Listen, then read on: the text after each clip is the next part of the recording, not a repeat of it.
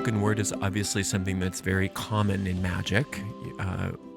If you think about any image of magic, there's always somebody chanting or incanting, or there's magic words. And the reason for that is because there is truth. All of the old stories, the traditional oral traditions that were preserved in a lot of myths and a lot of the fairy tales have a lot of truth to them. And there is power in the spoken word, magical power.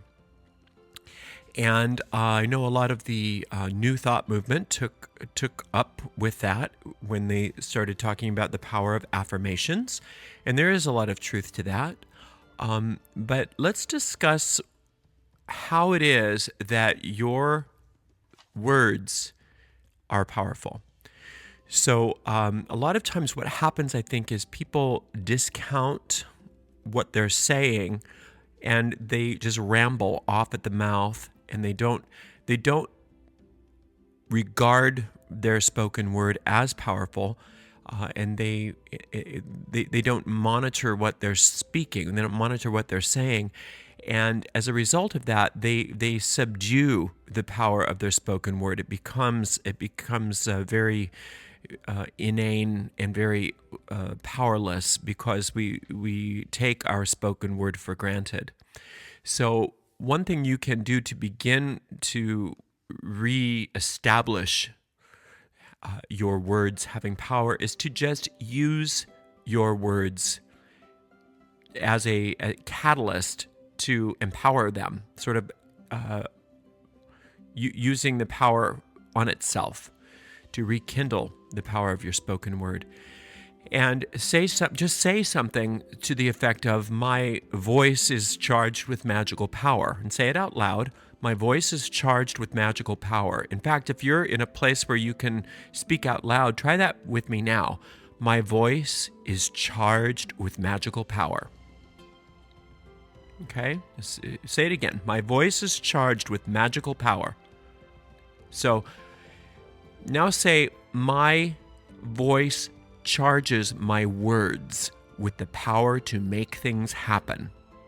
My voice charges my words with the power to make things happen. Let's try that one more time. My voice charges my words with the power to make things happen. Now let's keep going with this little exercise. I have the power to command my desires into existence. Say that out loud. I have the power to command my desires into existence. One more time. I have the power to command my desires into existence. Let's keep moving forward with this. I use my power wisely and responsibly. I use my power wisely and responsibly. It is wise and responsible for me to use my power to benefit myself. Try that again. It is wise and responsible for me to use my power to benefit myself. Let's try this one. The more I benefit myself, the more I benefit others. The more I benefit myself, the more I benefit others. The more I benefit others, the more I am benefited. The more I benefit others, the more I am benefited. Okay, so I used a sequence of commands there. First off, to be able to just claim your own voice as having magical power. Then to use the power to claim the power that your words can actually speak things into existence. To claim the power as being good for you, and that it's okay for you to benefit yourself. And the more you are benefited, the more others are benefited. And the more others are benefited, the more you are benefited. Because until you're willing to claim your own power, then you're not going to do much with it. And As long as you believe that doing something to benefit yourself is going to hurt other people, if you are a nice person, you are going to not benefit yourself. But that's erroneous thinking, because how can you benefit anybody if you yourself are not benefited? There's nothing wrong with that. That would be like saying that since other people are starving, I better not eat food. It's ridiculous. If you're nourished, then you have the energy to actually help people. Now, I have spoken many times, and I'm sure others have spoken many times, I'm not the only one that talks about this stuff, that there is great power in incanting. Your voice is vibratory in nature. So in order to change the vibrations of yourself and your circumstances, you can use the vibratory effect of your words and your voice in order to create the change that you desire. And there is great power in actually rhyming your words if possible. It's not necessary. You can use just regular unrhymed sentences for a while, like we did at the beginning.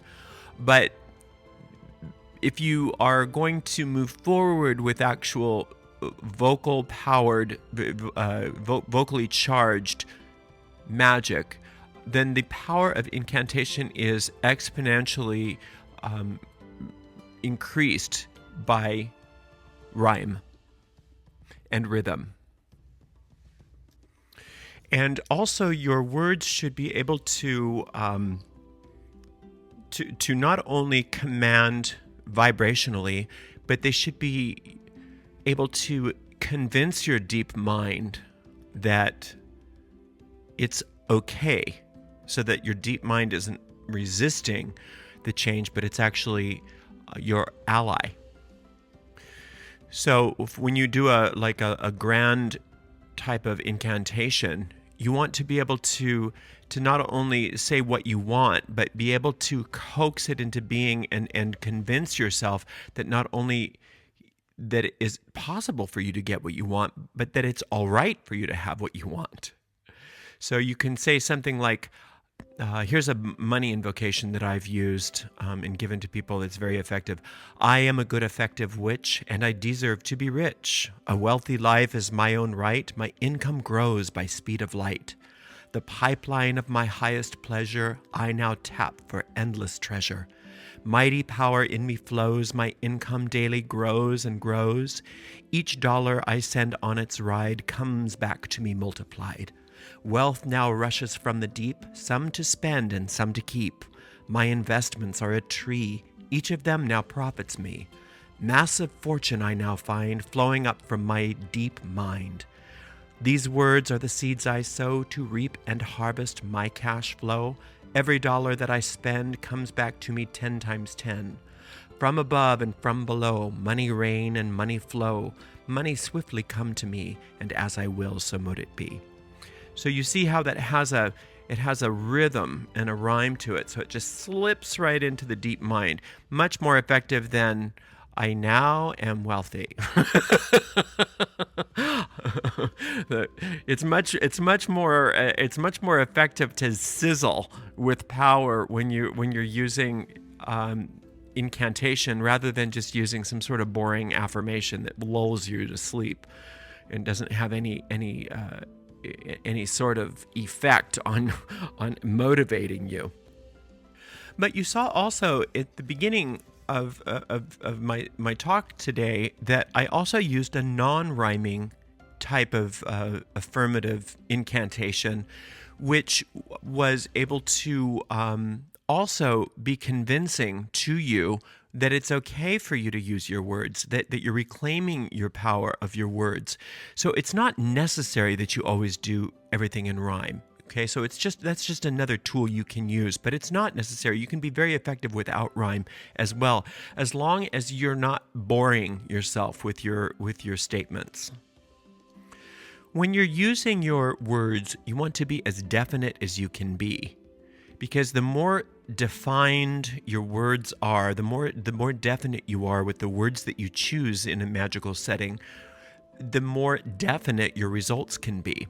if you're vague and sort of namby-pamby, and you don't nail down what you desire, then your results won't be nailed down in your life, and it may or may not even show up for you. The trick is to be able to be relaxed and passionate at the same time, rather than just being a zombie in a trance. You want to be able to be entranced and then passionate at the same time, so that your words can have some electricity to them, so they can have some fire to them. If you feel like when you're chanting that you're having to push or manipulate, or that there's a lot of worry or need, or if you're pressing too hard, that's not a good place to be in. You want to have the attitude of excitement and certainty that what you're doing is going to manifest.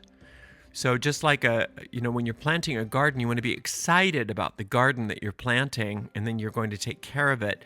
But you don't want to, you don't want to be trying to force the seeds open. It's like you don't want to take the seeds and crush them in a mortar and pestle and then put them in the ground and wonder what happened. So you need a light touch. You want to treat the seeds very, very gently, and put the soil on top of them gently, and water them gently, and allow the forces of nature to do its work. The sun and the earth and the elements combine. That's all we do, is plant the seed. We don't make it happen. We're not, believe it or not, you do not do the magic. You just go through the motions. You just plant the seed. The magic happens as a result of natural law, which you have absolutely no control over. You can't control how it happens. All you can do is do what you know to do, and that's how to plant the seed. And one of the ways that we're planting seeds today is with our voice. And if you do your incantations for, let's say, 5 minutes a day, and then you go out for the rest of your waking hours, and you start talking and using your words irresponsibly, talking about, like, say, gossiping about other people, and using your words to talk about how horrible things are, and isn't it horrible how bad the economy is, or how come you're so lonely, or how come everything doesn't work for you, or whatever, then you're actually destroying what good you've done. So you not only are to look at the power of your words in a magical context, but you're also looking at the power of your casual conversations, because every time that you misuse your voice, then you are robbing your own self of your power, which is why so many people have a hard time getting things done. Is they spend a little time every day, maybe, or maybe only once a week, or they try a spell once where they claim some power, and then they spend all of the rest of their time, when they're not in a magical state of mind, denying the whole thing. And they're mocking their own magic. They are they're not holding their magic sacred, because they're blaspheming what they've been creating magically by denying it elsewhere. And this is why we say a witch's word is a witch's word, and is not to be trifled with. If you start to promise things and then you don't follow through on your promises, then you are actually taking power away from your word. You're telling your deep mind, what I say isn't true. What I say doesn't happen. And therefore, you can't expect your deep mind to say, oh, okay, well, I guess now I guess this time the word means something, and all the rest of the times the word means nothing. The deep mind doesn't work that way. Our deep mind doesn't have a sense of humor. It doesn't have any sense of being able to discern one thing from the next. It's pretty much an all or nothing proposition. So don't be surprised if when you are working magic that you don't get very good results if you spend the rest of your time engaged in conversations that negate the very thing that you say that you want to create. So you don't do a love spell and talk about how there's no good men out there. You don't do a money spell and talk about how horrible the economy is and how you can't get your bills paid. You don't do a you don't do a health spell and you go bitching about your aches and pains. You curb your speech appropriately. And it can be very difficult for people because they've been so used to running off at the mouth unconsciously that it can be hard. But little bits at a time, you're going to learn how to conserve your vocal power so that you can focus it properly and not misuse your power. So I would recommend that you spend some time over the next week or so looking at how you casually use your words and see if you can remember that silence is golden. First of all, believe it or not, nobody cares. Nobody really cares about what you're talking about, even if they say they do. They don't. They care about what they are going to talk about. So they give you permission to bitch so that you'll then give them permission to bitch. Okay?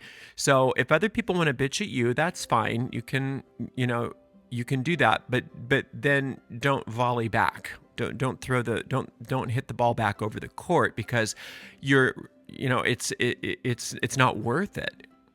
It's not worth it in terms of being able to have your power. So I would recommend that you start to build your power within your voice by using your voice consciously, and also while you're in your magical practices, see what you can do. Start writing some things. Start looking at ways that you can and start simply. Start, what do I want, and then start finding a way to intone it into being. And incorporate that into your spell work, some chanting or some incanting or even some positive affirmations. That's fine, as long as what you're doing is connecting with the power in your voice and seeing not that it's just idle affirmation. That doesn't do you any good. It's that you're focusing the power of the vibratory power of your voice into a channel to influence the causative plane in order to for that seed to actually germinate. So this should be a good fun week for you to take your voice back and to start using it more in a conscious magical context, and realize how many ways that you're misusing your voice and robbing yourself of your power. You don't want to put yourself down. You don't want too much self-deprecation. It's okay to be humble, but you don't want to put yourself down because, again, your deep mind doesn't understand a joke, it doesn't understand social norms or all of that stuff. It takes you literally at your word. So if you start talking down about yourself, your deep mind thinks that's your desire and will help to create that for you.